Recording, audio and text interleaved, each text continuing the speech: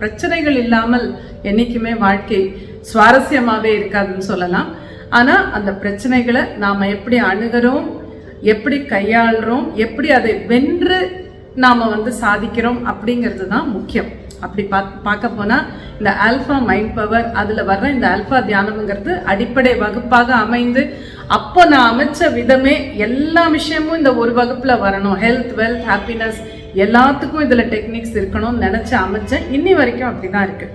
இந்த வகுப்பில் முக்கியமாக என்ன கற்றுப்பீங்க அப்படின்னா, ஆல்ஃபா நிலைனா என்ன, அதனுடைய தியரி கொஞ்சம் புரியும். இந்த மூளையின் இடது பக்கம் வலது பக்கம் நமக்காக என்னெல்லாம் செய்யுது, எண்ணங்களின் சக்தி என்ன, இதில் ஆல்ஃபா நிலைக்கு போகும்போது எப்படி எண்ணங்கள் குறையும், ஏன் என்ன நடக்குது, எந்த பக்கம் மூளை ஆக்டிவேட் ஆகுது, இதெல்லாமே நான் விளக்கமாக தியரி அங்கே ஃபஸ்ட்டு நீங்கள் தியரி தெரிஞ்சுப்பீங்க.